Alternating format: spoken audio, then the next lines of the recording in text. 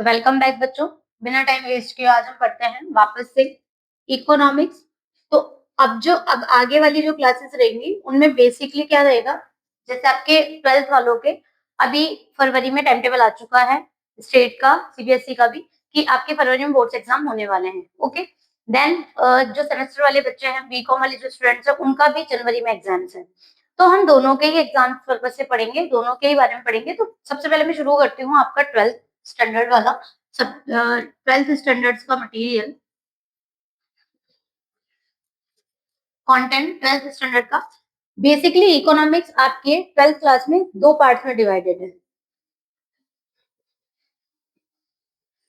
Macro economics और micro economics.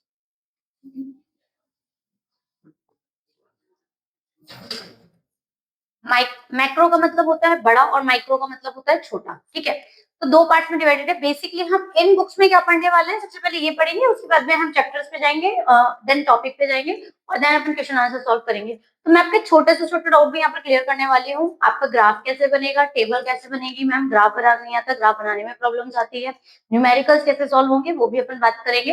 अपन सब कुछ पढ़ेंगे and at the end last में मैं आपको शॉर्ट वीडियोस भी बनाऊंगी, शॉर्ट वीडियोस में ये भी बताऊंगी कि एग्जाम्स कैसे क्रैक करना है आपको, वो भी अच्छे मार्क्स के साथ में। आप कैसे अच्छे से अच्छे नंबर अर्न कर सकते हो, कैसे अच्छे से अच्छे नंबर ला सकते हो। सारे देखो, जो भी बुक में है उसमें से ही पेपर आएगा, उसके बाहर से कुछ भी पेपर नहीं आएगा। तो उतना तो हमको पढ़ना ही पढ़ना है, लेकिन पढ़ना इस तरीके से है कि वो सब चीजें हमें याद रहे, रिमाइंड रहे। हम जब पढ़ें तो हमें समझ में आए, अगर आपको समझ में आएगी तो वो सब चीजें आपको याद रहेगी। तो सबसे पहले हम देखते हैं दो सब्जेक्ट हैं आपके, मैक्रो और माइक्रो। माइक्रो का जो वेटेज है वो ज्यादा है एग्जाम पर्पज से। मैक्रो में आपके जो मैक्सिमम मार्क्स के चैप्टर है वो 8 है, बट माइक्रो में आपका जो मैक्सिमम मार्क्स के चैप्टर है वो 12 है, जिसमें से दो चैप्टर है। फर्स्ट तो आपका है यूटिलिटी वाला और सेकंड चैप्टर आपका सॉरी, सेकंड यूटिलिटी और थर्ड जो आपका चैप्टर है प्रोडक्शन एंड कॉस्ट वाला। वो आपके ये दोनों ही चैप्टर माइक्रो इकोनॉमिक्स में 12 मार्क्स के हैं। और इसमें बेसिकली 6 मार्क्स के भी चैप्टर है, बट हाईएस्ट जो नेशनल इनकम अकाउंटिंग है और मनी एंड बैंकिंग है वो दोनों 8 मार्क्स के चैप्टर्स हैं। ठीक है, तो ऐसा नहीं है कि हम मैक्रो नहीं पढ़ेंगे, मैं मैक्रो का वेटेज कम है या फिर मार्क्स कम है, नहीं पढ़ना तो हमें सब कुछ ही है, क्योंकि आपका जो पेपर है वो 80 मार्क्स का आने वाला है। ठीक है, तो हम 80 नंबर्स की तैयारी करेंगे, 80 मार्क्स की तैयारी करेंगे, बल्कि मैं ये कहूँ कि 100 मार्क्स की प्रिपरेशन करेंगे अपन तो, कि कुछ भी आए मैम हमें आना चाहिए। आपको आपको कॉन्फिडेंस लूज नहीं होना चाहिए एग्जाम में। अगर आपको क्वेश्चन देखते तो ये नहीं होना चाहिए कि पढ़ा हुआ नहीं, एटलीस्ट एक बार भी पढ़ा हुआ रहेगा तो आपको लगेगा हाँ यार पढ़ा हुआ तो है। आप रिमाइंड कर सकते हो, आप रिकॉल कर सकते हो एग्जाम में कि हाँ ये मैं इस तरीके से अटेंड कर सकती हूँ या कर सकता हूँ। ठीक है, तो बेसिकली जो मैक्रो है ये है बड़ा बड़ा। इसमें आप देखते हैं इकोनॉमिक एज अ होल, और इसमें आप देखते हैं इंडिविजुअल लेवल पे। ठीक है, मतलब कि अगर मैं बात करूं मैक्रो में, आप देखते हैं कि पूरी कंट्री की इकोनॉमी कैसी है, पर्टिकुलर किसी कंट्री की, पर्टिकुलर किसी स्टेट की, particular aggregate demand, aggregate supply, inflation, unemployment rate, ये सब कुछ अपन इसमें पढ़ते हैं। बट मैक्रो में अपन क्या पढ़ते हैं, प्रोडक्शन। ठीक है, डिमांड सप्लाई छोटे स्तर पे।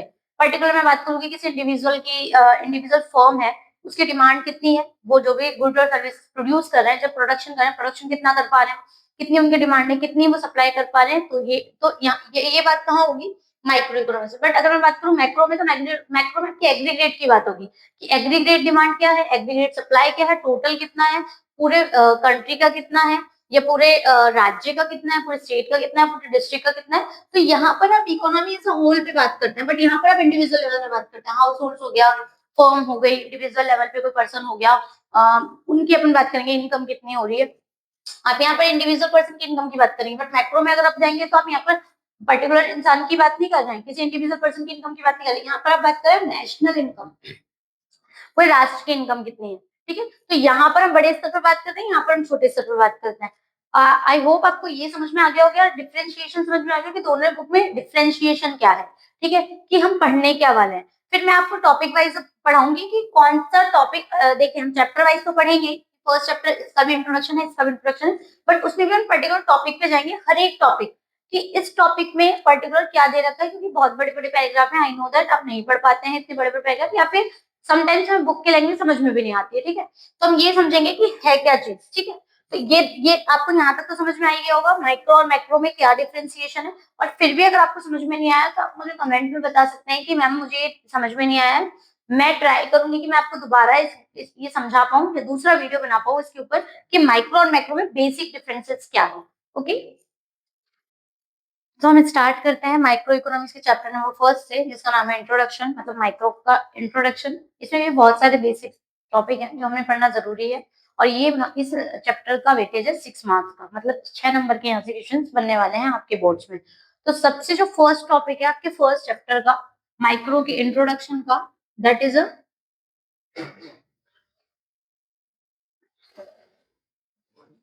A simple economy. A simple economy क्या है?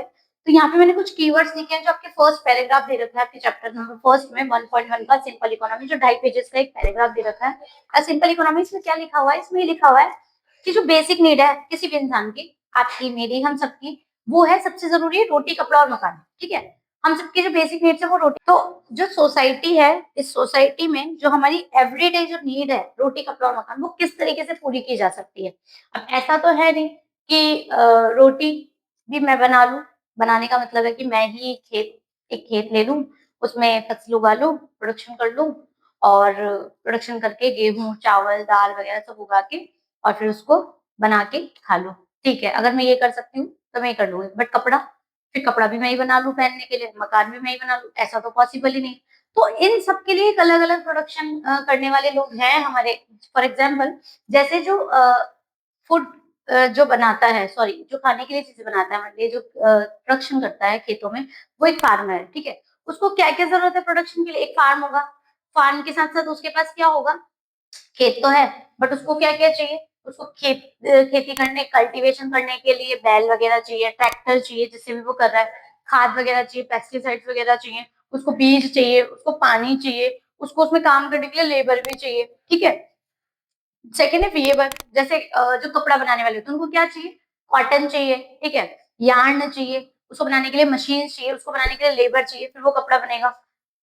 टीचर है, टीचर क्या करेगा? टीचर को अपनी एक स्किल्स देनी पड़ेगी आपको, जिसकी वजह से आप एक अच्छी एजुकेशन स्किल देनी पड़ेगी जिससे आप पढ़ सको या फिर आपके अंदर मोटिवेशन पैदा हो सके, ठीक है?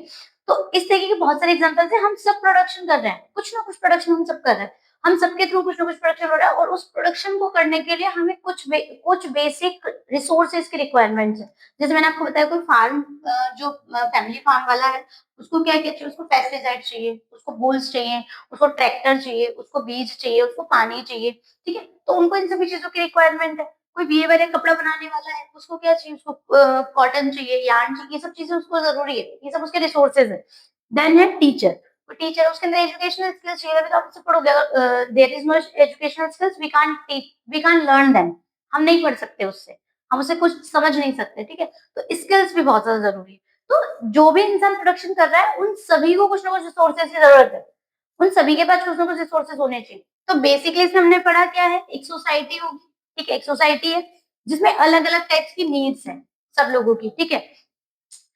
किस टाइप की नीड्स है? गुड्स और सर्विसेज की नीड है, ठीक है?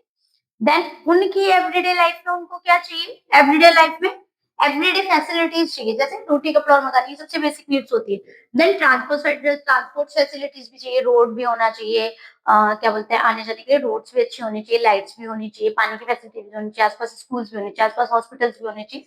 तो सभी टाइप की फैसिलिटीज होनी चाहिए। रोड्स और रेलवे बेसिकली। पोस्टल सर्विसेज होनी चाहिए। पोस्टल सर्विसेज मैंने अभी आपको बताया कि स्कूल्स होने चाहिए, हॉस्पिटल्स होने चाहिए, डॉक्टर्स होने चाहिए आसपास, या फिर जो भी बेसिक जरूरत है आपकी, पानी के लिए पीने का पानी होना चाहिए, लाइट्स होनी चाहिए, जो भी आपकी एवरीडे लाइफ में आपकी रिक्वायरमेंट है, जो भी आपकी जरूरत है वो सभी। और थोड़ा पैसा भी होना चाहिए, ठीक है? पैसा होगा, आप उसको खर्च करोगे, फिर आप अपनी जो जरूरत की चीजें हैं उन पर आप वो आप खरीद सकते हो, ठीक है? तो उसके लिए रोजगार भी होना चाहिए। तो जब प्रोडक्शन होगा तो रोजगार होगा, सिंपल सी बात है। मैं कुछ प्रोडक्शन कर रही हूँ, मान लीजिए कि मेरा कोई प्रोडक्शन है, मेरा कोई खेत है, तो उस खेत में ऐसा था नहीं मैं अकेली पूरा खेत संभाल लूंगी, अकेली। वो अलग चीज है कि उसमें टुकड़ा है छोटा सा खेत का, मतलब इतना सा टुकड़ा है, मैं उसमें अपनी डेली की चीजें उगाती हूँ खाने पीने, ठीक है? तो ये तो सिर्फ मेरे घर के खर्चे, मतलब घर के गुजारे के लिए कि हाँ ठीक है, मैं घर में थोड़ी बहुत सब्जियां उगा लेती हूँ तो उससे मेरा चल जाता है। मैं फ्रेश सब्जियां खाने की शौकीन हूँ तो फ्रेश सब्जी उगाती हूँ, वो एक अलग चीज है। उसमें तो फिर शायद मैं अकेले ही कर लूंगी। बट अगर मान लीजिए कि मेरा कोई खेत है जिसमें मैं प्रोडक्शन करती हूँ सेलिंग के पर्पज़ से, प्रॉफिट कमाने के पर्पज़ से। तो मुझे उसके लिए लेबर चाहिए तो लेबर को क्या मिलेगा? रोज़गार मिलेगा। तो हर किसी प्रोडक्शन करने वाले के हर जो भी प्रोडक्शन कर रहा है कुछ ना कुछ उस वो किसी ना किसी के लिए हेल्पफुल है हमारी इकोनॉमी में। मैं कुछ प्रोडक्शन कर रही हूँ, मान लीजिए मेरा खेत है जैसे मैंने आपको बताया, तो मैं अगर लेबर रख रही हूँ, तो मैं उनको रोज़गार दे रही हूँ, रोज़गार देते हुए मैं इकोनॉमी में हेल्प कर रही हूँ, सिंपल सी बात है। क्योंकि मैं उनको रोज़गार प्रोवाइड कर रही हूँ, कहीं न कहीं वो अर्न करेंगे उससे। हम पढ़ रहे हैं इकोनॉमिक्स, इकोनॉमिक्स सिर्फ़ और सिर्फ़ मनी पे बात होती है। हम सब्जेक्ट को एज़ अ थ्योरेटिकल देखते हैं, बट थ्योरेटिकल है नहीं ये। यहाँ जहाँ भी काम हो रहा है, जो भी काम हो रहा है, वो पैसे पे ही काम हो रहा है, पैसे के लिए काम हो रहा है।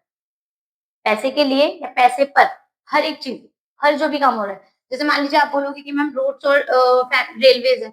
रोड्स और रेलवेज़ तो गवर्नमेंट बनवाती है, किसके लिए बन हमारे लिए बनवा रही है ना, सोसाइटी की फैसिलिटीज़ के लिए बनवा रही है। तो सोसाइटी खुश होगी तभी तो क्या बोलते हैं अर्न अच्छा अगर मान लीजिए मैं किसी गाँव में रहती हूँ और वहाँ पर कोई रोड्स ही नहीं है। बहुत सारे जॉब्स हैं अर्बन एरियाज़ में, बट रूरल एरियाज़ में कोई जॉब नहीं है। अगर मुझे वहाँ से वहाँ तक अप डाउन करना है, रोड होगी, बसेज़ होंगी, फैसिलिटीज़ होंगी, तभी तो मैं अर्न कर पाऊँगी और जब मैं अर्न कर पाऊँगी, अगर मैं अर्न करूँगी तो इंडिया की जैसे मान लीजिए मैं अगर इंडियन हूँ या मैं इंडिया में रहती हूँ, तो मेरे ही तो राष्ट्र की पर कैपिटा इनकम में ग्रोथ होगी। कहीं न कहीं मैं अपना जो हर एक इंसान जो भी इस दुनिया में है या हमारे इस नेशन में है, वो कहीं न कहीं अपनी जो फाइनेंशियल एक्टिविटीज़ है उसके थ्रू हमारी जो इकोनॉमी है उसमें हेल्प कर रहा है। आप कुछ भी एक्टिविटी करो, आप ₹2 भी अर्न कर रहे हो, ₹2 भी आप कहीं न कहीं इकोनॉमी में हेल्प कर रहे हो। कैसे? वो तो आपकी जेब में जा रहा है। मैम मैं तो मेरा खर्चा चला रही हूँ, इकोनॉमी में कैसे हेल्प कर रहा है? तो इकोनॉमी की तो ग्रोथ हो रही है, अपन अर्न कर रहे हैं, अपनी इकोनॉमी तो ग्रोथ हो रही है, हमारी जीडीपी बढ़ रही है, प्रोडक्शन बढ़ा रहे हैं, जीडीपी बढ़ रहा है तो हमारा क्या बोलते हैं प्रोडक्शन बढ़ रहा है, प्रोडक्शन बढ़ने से हम ग्रोथ कर पा रहे हैं, हमें पता चल पा रहा है कि इंडिया में इतना प्रोडक्शन हो रहा है, पर कैपिटल इनकम बढ़ रहा है। There is so many factors तो बात हम पैसों की ही करेंगे कुल मिला के। तो देखिए सिंपल इकोनॉमी में बेसिकली हमने क्या समझा है कि जो भी चीज़ें आप प्रोडक्शन कर रहे हो, पहली बात तो ये कि हमारी कुछ बेसिक नीड्स होती हैं, उनको हमें कंप्लीट करना होता है। उसके लिए हमारे पास कुछ अमाउंट होता है और दूसरी चीज़ ये कि आप जो भी प्रोडक्शन कर रहे आपको जो भी चीज़ों की ज़रूरत है या जो भी चीज़ों की रिक्वायरमेंट है, अ, इट्स नॉट नेसेसरी कि वो प्रोडक्शन सिर्फ़ और सिर्फ़ मैं ही कर लूँ, ऐसा ज़रूरी नहीं है। अगर मुझे डॉक्टर की रिक्वायर है, तो ऐसा नहीं है मैं ही डॉक्टर बन जाऊँ। ऐसा नहीं है कि मैं ही वकील बन जाऊँ, मेरा कोई केस चल रहा है, ऐसा नहीं है कि मैं ही पुलिस बन जाऊँ, मैं ही टीचर बन जाऊँ, ऐसा पॉसिबल नहीं है। तो हम सभी लोग अलग-अलग प्रोफ़ेशन करते हैं और हम सभी एक-दूसरे पर डिपेंडेंट हैं अपनी ज़रूरतों के लिए, ठीक है? मान लीजिए कि मुझे मेरे घर में गेहूँ का कंज़म्पशन होता है या फिर हम लोग खाना खाते हैं, तो अपन किसके पास जाएँगे? प्रोडक्शन करने वाले के पास, एक फार्म वाले के पास में, उससे हम प्रोडक्शन लेंगे। हाँ, वो एक अलग चीज़ है कि वो सप्लायर्स के थ्रू, वेंडर्स के थ्रू दुकानों पर है और दुकान से हम परचेज़ कर रहे हैं, ठीक है?